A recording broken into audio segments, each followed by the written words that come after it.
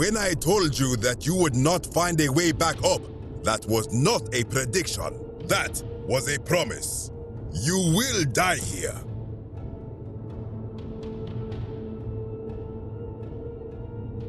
I disagree.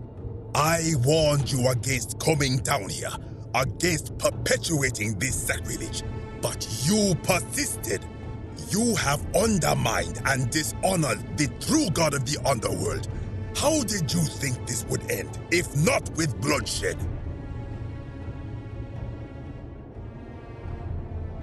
Very well, I will listen.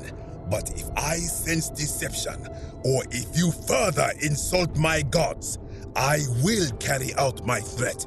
So tell me, why should I let you live after you salvaged this instrument of blasphemy?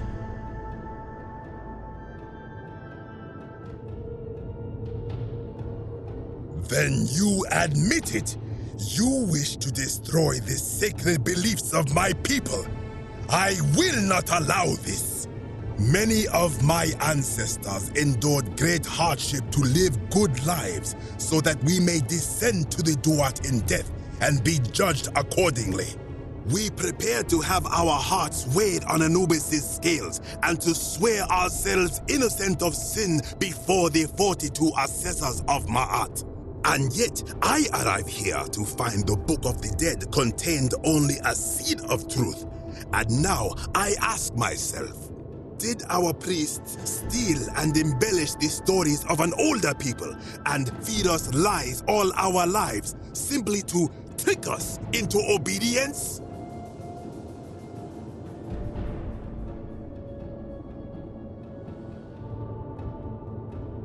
I am not sure I follow. Speak plainly.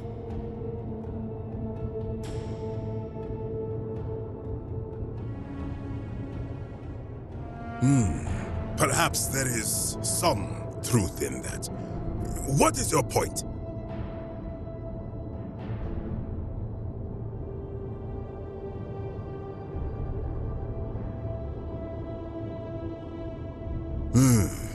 You are persuasive.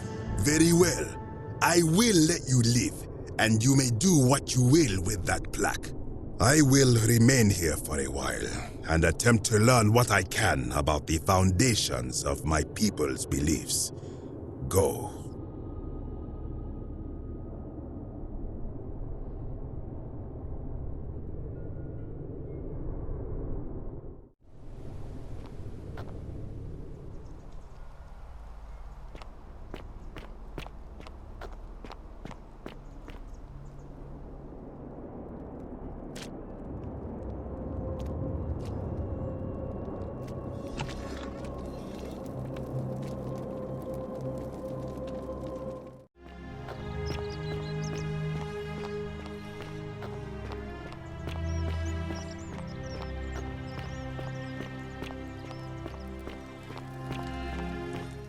Hello. Have we met before?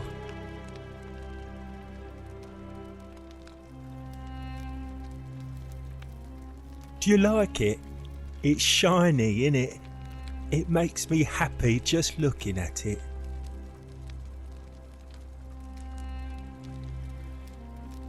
But if I gave it to you, then I wouldn't have it anymore, and I'd be sad.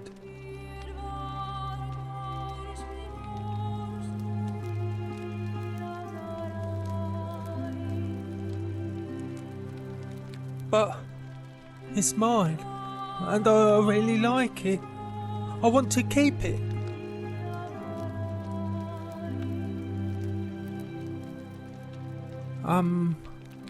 Well, if you get me out of here, then I wouldn't need it anymore because I'd already be happy. Then you could have it, and you'd be happy too.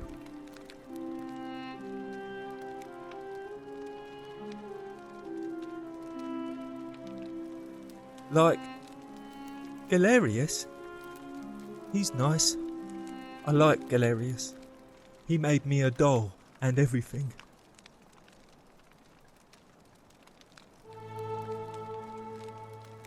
Yeah, Galerius will let me out. Then you can have my plaque and everyone will be happy. Bye-bye.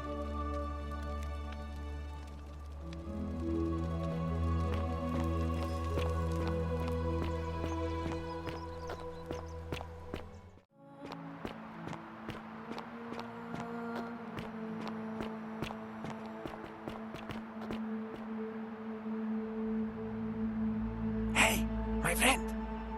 Have you discovered anything about my vanishing offerings? Huh?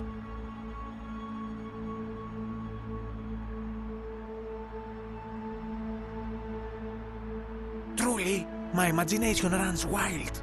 But if what you say is true, I will have to satisfy myself with being dissatisfied. Should I stop my offerings though? Is there any danger? Very well. I will trust your judgment, my friend. Now, was there something you wanted? I hope that our paths cross again soon, my friend.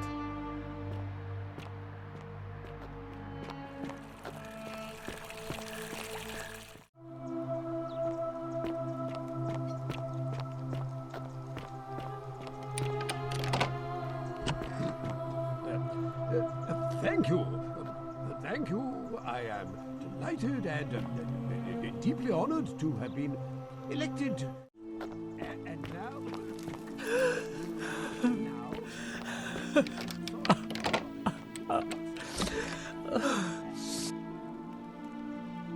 You're not supposed to be in here. Talk. What business could you possibly have with me? My marital affairs are no concern of yours. Thank you very much.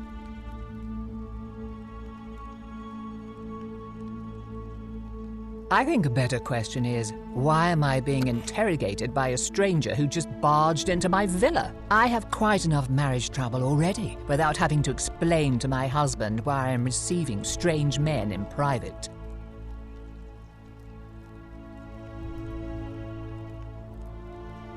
I think it's about to be broken if you don't hurry up and leave.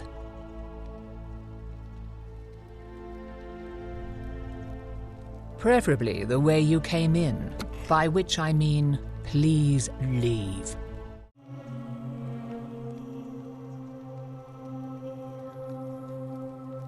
An intriguing proposition. Go on.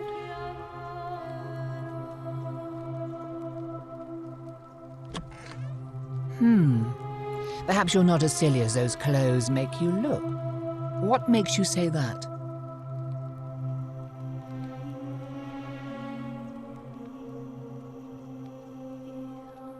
You know, I may have the very thing you're looking for.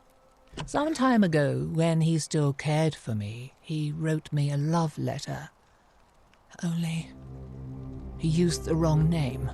Now, addressing one's wife by the wrong name is not unheard of among philandering Romans.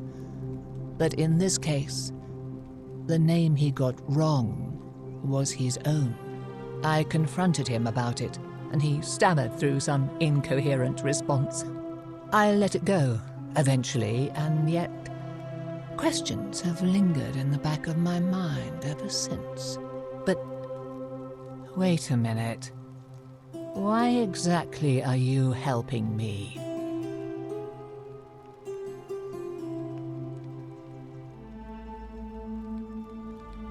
Oh, aren't you charming? I'm quite sure my husband would seethe with impotent rage if he overheard you say that. I love it. It seems our interests are aligned. I imagine knowing his true identity will give me the leverage I need to manage him appropriately. But first, I need you to do something for me.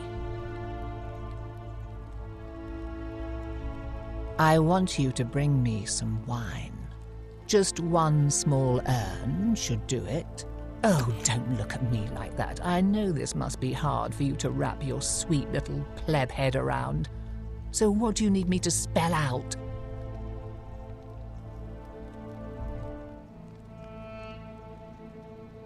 You mean, aside from the fact that I'm locked in this room and Domitius is right outside the villa, because there's barely any left in the city. In fact, there's only one small urn, as far as I'm aware, and getting it won't be easy.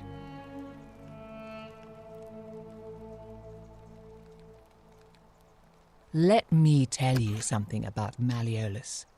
He talks a lot about freedom, but what he doesn't tell you is that he means freedom for men. After all I've done for him, counselling him through his entire election campaign, and he had the audacity to lock me in here. He said it was for my own good, and that my drinking was unbecoming of a lady, let alone the wife of a magistrate. I'll show him unbecoming. Tonight, at his victory party, I'm going to get good and merry, and if he tries to discipline me again, I'll threaten to expose his true identity in front of everyone. I am so looking forward to it.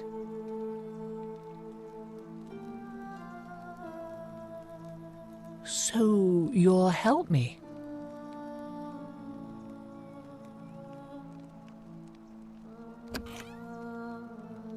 Thank you.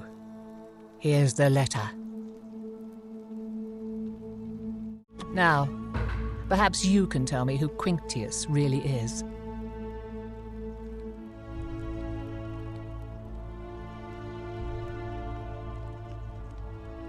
What? He's... Oh no. That's... quite a lot more serious than I imagined. I only wanted some leverage over him, not to destroy him. Give me that immediately. Nobody else must know. What? No. You tricked me, you mendacious little stirkers.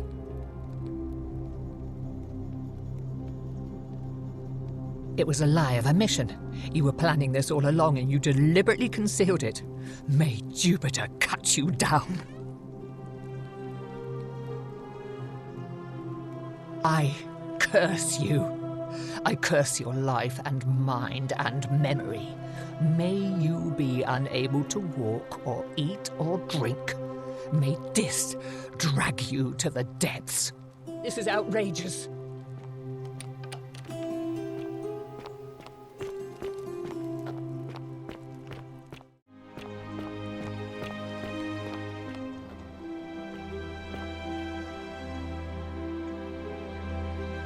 Domitius doesn't usually let anyone in here without a hefty tribute, so you must have been desperate to see me. Well, what do you want?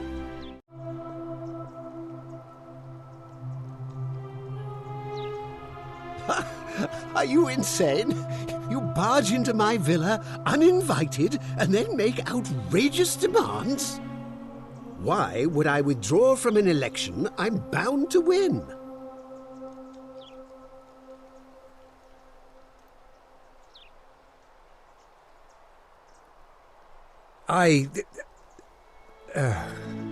So, it finally caught up with me. I suppose that makes you, what, one of Nero's assassins? So, you're not going to kill me?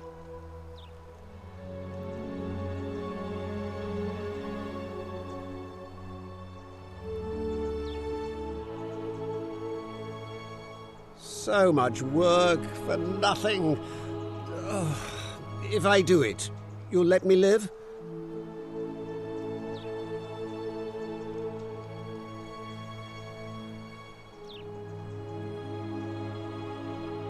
Fine. Ruling this cesspit of a city would have been beneath me anyway. I'll have Domitius notify the priestess of my withdrawal. There, you got what you wanted. Now, please, leave my villa and never speak to me again.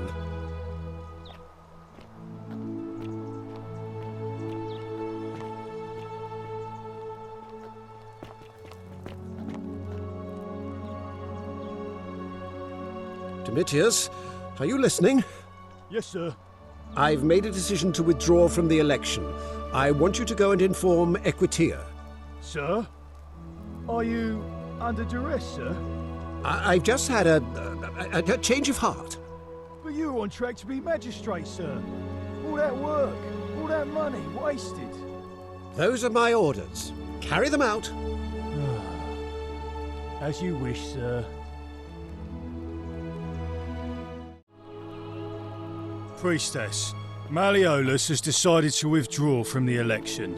Oh, well, that's surprising. But thank you for telling me. I'll let everyone know.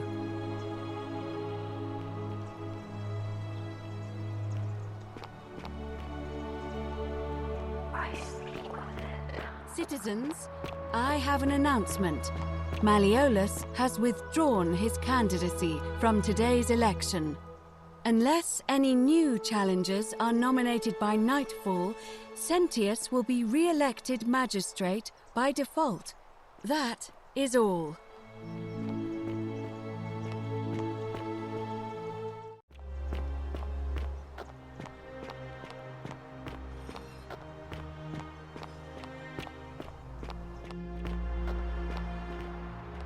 Shalom.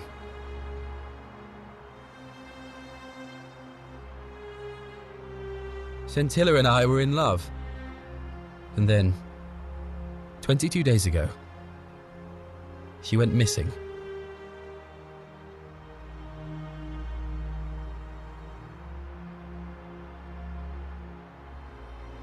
All right. One night a few months ago, when I was cleaning Malleolus's villa, I heard a young woman singing. It was the most beautiful thing I had ever heard. I wasn't allowed out, so once everyone else was asleep, I climbed up the inside of the villa and onto the roof, just to see where that sound was coming from. And that's when I saw her. Standing in the garden of the magistrate's villa, I just sat there on the roof, listening to her with my chin on my knees. And for the first time in a long time, I felt hopeful. And then she looked up and saw me and she smiled. I knew at that moment the fates had brought me to her. And from the moment she asked my name with this warmth and curiosity, I knew I'd have done anything for her. And so for weeks on end, each night I'd climb out of the villa and into her father's garden. We'd hold hands and talk about all the things we'd do once we got out of here. Like having our own vineyard. And then one morning I woke up and everyone was out searching for her. They said she'd vanished in the night. All I could do was keep my head down and try to hide how beside myself I was.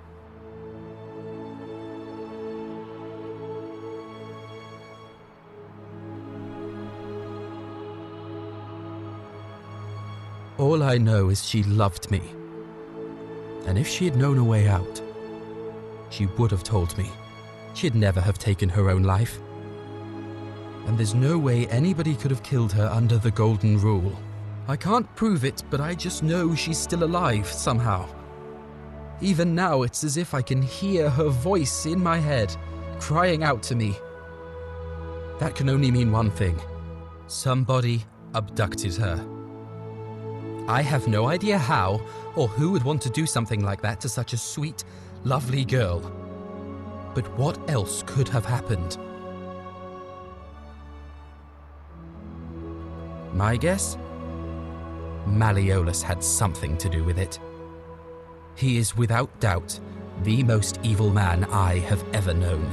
I have no idea where he'd be keeping her, but there is one room in his villa, upstairs, which is always locked. I've never seen the inside of it, and I haven't been able to steal a key without breaking the Golden Rule. But I have a feeling that if you could get in there somehow, it would shed light on a great many things.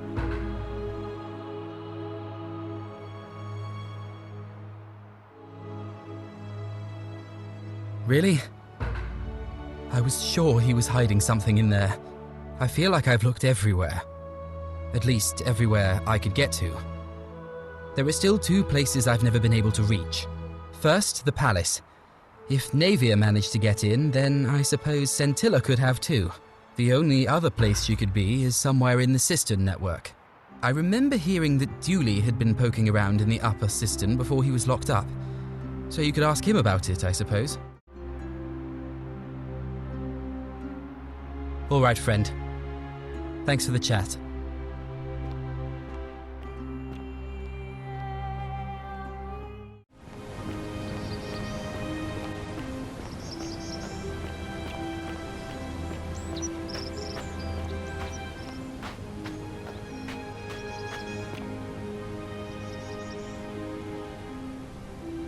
Salve again, my Sisyphean friend. Now, what's on your mind? He did? Oh, that was unexpected. I wonder what could have possessed him to do that. Well, I guess it's time for me to step up then. I'll let Equitia know I'll be running.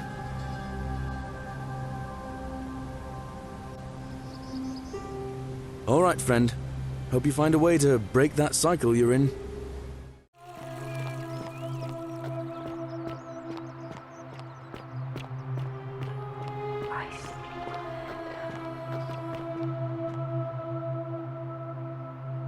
Shalom, friend.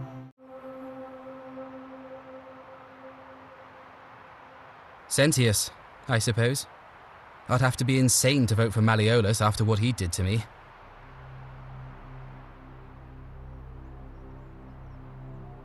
Galerius, the farmer, he's a good man, but I think he's more valuable on the farm than as magistrate.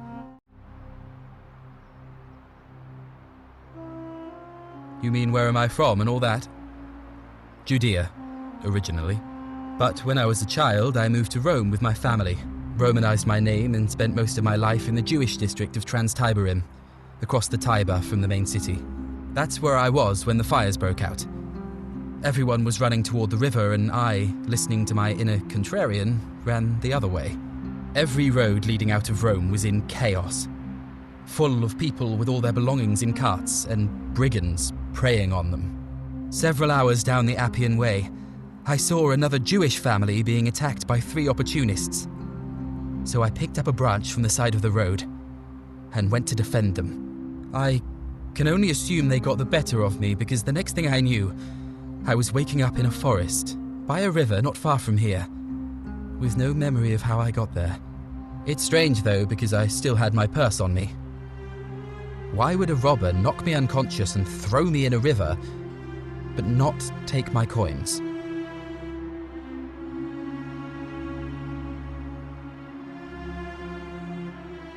A lot of good it did me, and that family. I sometimes wonder what happened to them.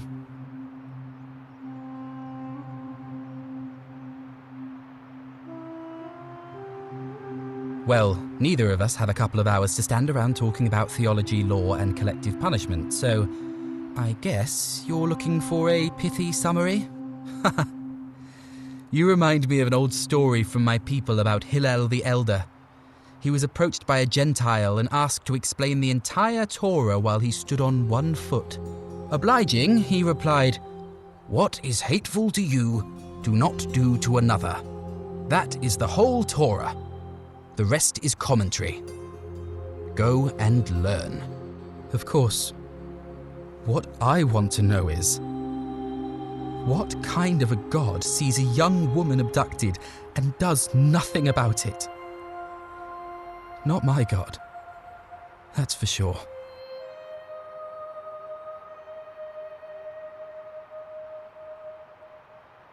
Maybe you don't. I feel it in my bones.